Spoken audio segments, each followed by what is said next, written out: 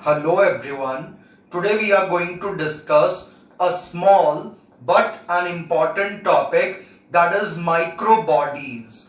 So let's start about the microbodies. Microbodies are single membrane bound small structures present only in eukaryotic cell, basically plant and animal cell. तो single membrane वाला, जैसे कि plasma membrane होती है, उसी type का एक structure होता है जिसके अंदर आपको मैट्रिक्स मिल जाएगा. So this is the membrane and here we have matrix और सब्सटेंस फिल्ड इनसाइड. तो सिंगल मेम्ब्रेन वाले जो स्ट्रक्चर्स हैं जिनके अंदर कोई ना कोई एंजाइम फिल्ड है इनके मैट्रिक्स के अंदर, so the matrix contain enzyme, such type of structures are called microbody. So they are minute structures filled with enzymes present in the eukaryotic cell like plant and animal cell. और इनको बनाया जाता है with the help of endoplasmic reticulum. तो endoplasmic reticulum छोटे छोटे single membrane वाले इस टाइप के स्ट्रक्चर्स बनाता है जिसको बोलते हैं माइक्रोबॉडी. और माइक्रोबॉडी हमारे पास टोटल 3 टाइप की है. Number 1, spherosome, which was discovered by Perner. तो पर्नर ने स्फेरोसोम को डिस्कवर किया था. इट इज जनरली राउंड और oval in shape and mainly found in plant cell only. तो ये मेनली प्लांट सेल में मिलने वाला स्ट्रक्चर है स्फेरोसोम. और इसका मेन काम होता है फैट या लिपिड्स को स्टोर करना. तो ये लिपिड के प्रोडक्शन और स्टोरेज में, यानी कि फैट के प्रोडक्शन और स्टोरेज में काम करता है.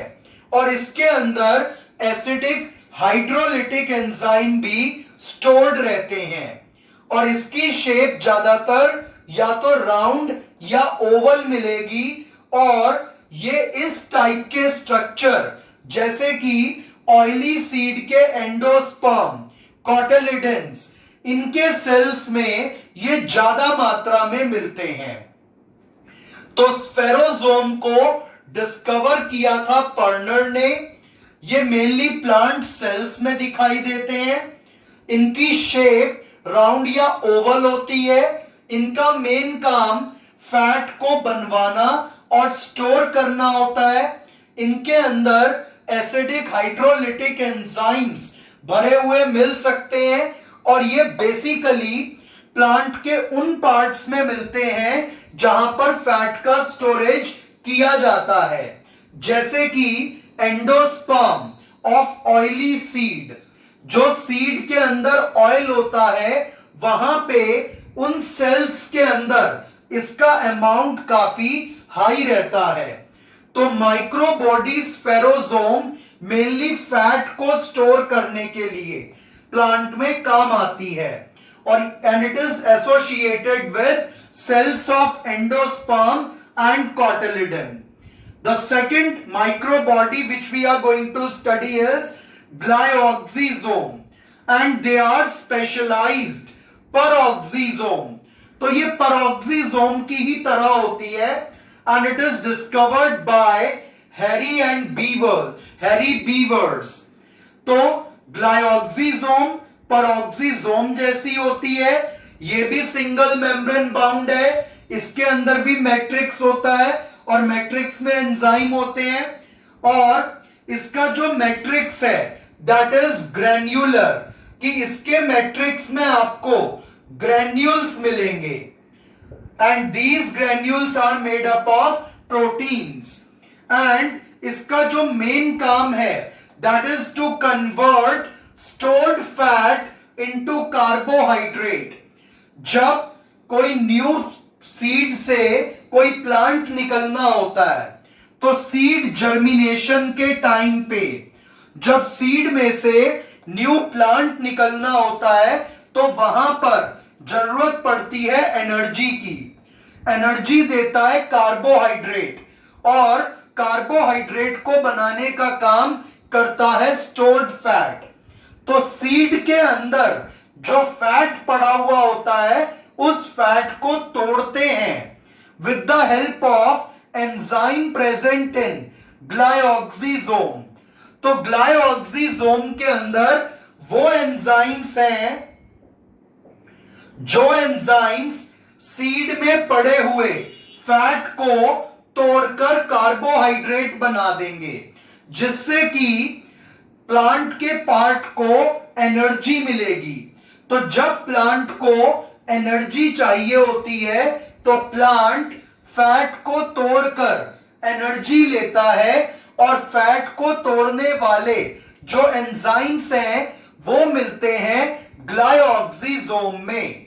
तो प्लांट में फैट को स्टोर तो करता है स्फेरोसोम, और फैट को तोड़ने का काम करवाता है ग्लाइऑक्सिसोम।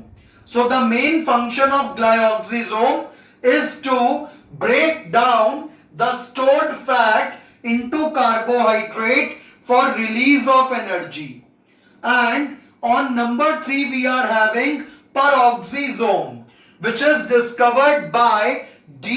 Dave, and it is found in both plant and animal cell. तो ये दोनों में मिल जाएगा, और इसका मेन काम लिपिड मेटाबॉलिज्म और फोटो रेस्पिरेशन का है। यानी कि इसमें भी मिलने वाले एंजाइम फैट को तोड़ेंगे और फोटो रेस्पिरेशन करवाएंगे, which is a wasteful process in plant body. तो अभी हम फोटो रेस्पिरेशन को डिटेल में डिस्कस नहीं कर सकते क्योंकि हमारा आज का टॉपिक वो नहीं है। फिर भी आपको जनरल बता रहा हूं कि फोटो रेस्पिरेशन एक वेस्टफुल प्रोसेस होती है जो प्लांट बॉडी के अंदर चलती है, और इसको हम कभी नेक्स्ट वीडियो लेक्चर में डिस्कस करेंगे। And in animal and plants it helps to detoxify the things. तो प्लांट और एनिमल के अंदर पेरोक्सिसोम में मौजूद एंजाइम डिटॉक्सिफिकेशन का काम करते हैं।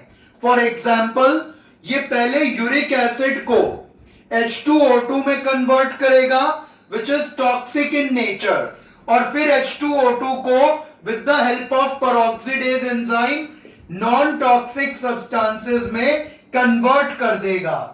तो ये टॉक्सिक चीजों को नॉन टॉक्सिक चीजों में कन्वर्ट करने का काम इसमें मौजूद एंजाइम करते हैं। तो पेरोक्सिसोम का जो मेन काम है वो ये है कि जो हार्मफुल चीजें हैं, टॉक्सिक चीजें हैं, उन्हें नॉन हार्मफुल या नॉन टॉक्सिक कंडीशंस में कन्वर्ट कर दे। तो पेरोक्सिसोम में मौजूद एंजाइम हार्मफुल चीजों को नॉन हार्मफुल चीजों में कन्वर्ट करते हैं, और इसके कुछ स्पेशल फंक्शंस भी हैं, जैसे कि ये नाइट्रोजन ट्रांसपोर्ट में भी हेल्प कर सकता है। उसके साथ साथ ये कोलेस्टेरॉल सिंथेसिस में और बाइल बनाने में लिवर के अंदर मदद करता है, और इसमें ल्यूसीफेरेज एंजाइम भी स्टोर्ड रहता है जो एनिमल्स लाइट एमिट करते हैं। जैसे कि आपने देखा है कि जुगनू में से लाइट निकलती है, तो वो जो लाइट रिलीज होती है, लाइट एमिट होती है by the animal, that light is produced by luciferase enzyme stored in peroxisome. तो इन टोटल हमारे पास ये 3 टाइप की माइक्रोबॉडी है। माइक्रोबॉडी क्या होती है? Single membrane bound small structure which contain enzyme. तो टोटल 3 टाइप की माइक्रोबॉडी है। पहली स्फेरोसोम जो फैट स्टोर करेगी, दूसरी ग्लाइऑक्सिसोम जो फैट को ब्रेक करवाएगी, कार्बोहाइड्रेट में कन्वर्ट करेगी और एनर्जी रिलीज करवाएगी। ये दोनों बेसिकली प्लांट्स में मिलती हैं, और थर्ड माइक्रोबॉडी है पेरोक्सिसोम, जो डिटॉक्सिफिकेशन का काम करती है, नाइट्रोजन मेटाबॉलिज्म में हेल्प करती है, सिंथेसिस ऑफ कोलेस्टेरॉल में हेल्प करती है और बाइल बनाने में मदद करती है, और इसमें एंजाइम ल्यूसीफेरेज भी मिल सकता है। और एनिमल्स के अंदर इसका फंक्शन बहुत ज्यादा स्टडीड नहीं है। सो माइक्रोबॉडी एक सिंगल मेम्ब्रेन वाला स्ट्रक्चर, 3 टाइप। अगर फैट को स्टोर करे तो स्फेरोसोम, फैट को ब्रेक करवाए तो ग्लाइऑक्सिसोम, और डिटॉक्सिफिकेशन करे तो पेरोक्सिसोम। होप आपको यह लेक्चर क्लियर हो गया होगा। Thank you.